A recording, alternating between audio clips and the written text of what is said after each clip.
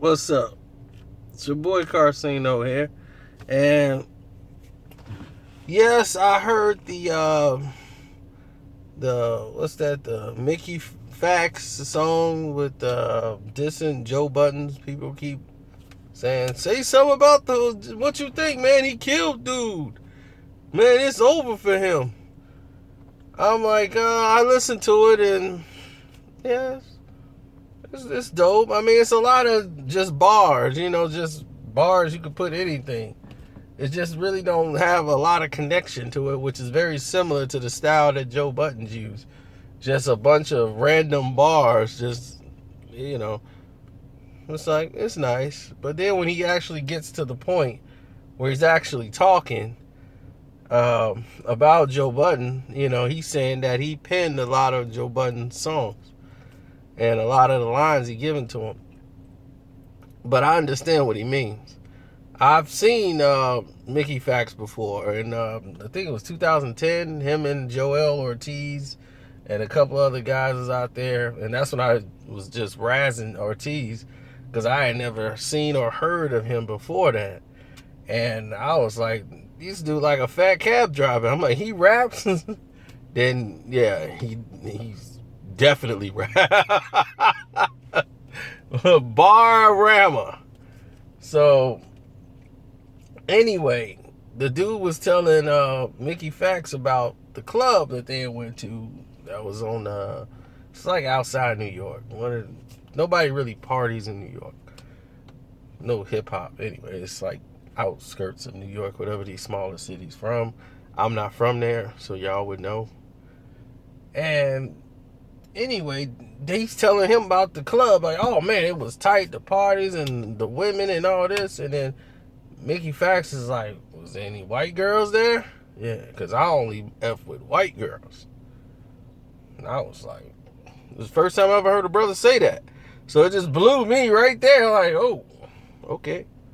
So that's how I even remember the name. Like, it stuck with me through the year because of that moment right there. That is my Mickey Factz story. Other than that, that's all I know from him. So as far as the diss record, it's cool. And now let me tell you about what he was saying.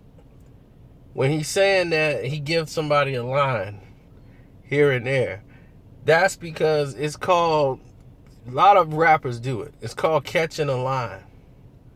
When you catch a line from somebody, you might have a rhyme. Say you write a rhyme. You have a couple of lines in there, and instead of saying it this way, you could flip it a whole nother way. Somebody else might say, man, that's cool. You should say it like this, though.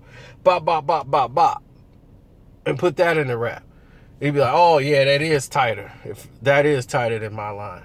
So you might replace that line with the line that he suggested. But he wouldn't have came up with that line if you didn't have the line you had. And then he'd be like, oh, yeah, and then come in with this. Boom, boom, boom, boom, boom. Everybody's bouncing ideas around. This is why Wu-Tang was so devastating with their lines and bars, is because they did this. Ghostface rhymes, a lot of those was him catching lines from a couple of cats that he had in his crew. Ray, Meth, somebody there, whoever else is in the room, Jizza. That's why they rhymes was so tight and high knit. They all were catching lines from each other and rapping, vibing off one another. That's what was more important at the time. So, was the overall song. And people like, man, this ghostwriting thing is out of control. It's always been here. The Sugar Hill Gang, when they came out, they had one writer, 5 rappers. I mean, so this stuff been getting done for years. I mean, Cowboy, how many rhymes did he pen? From the Furious 5. It's like, dude, it's always been, it's never really been frowned on until like the 90s. Really, people in the 90s, man, like all this ghostwriting stuff, like, you got a ghostwriter. And no, man, this is terrible. I'm like, where did this come from?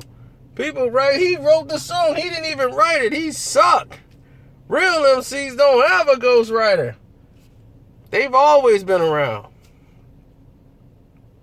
So when they made a big deal about it, I'm like, there's always been ghostwriters. Always been people writing songs for other people. It was never really frowned upon. So for some people to say that it has no place in hip-hop, like it's always been in hip-hop. Where you come from? You think Run from Run DMC was writing raps? Run wasn't writing no raps. If he did, it was the most basic raps alone. Run was a freestyler. DMC wrote the rhymes.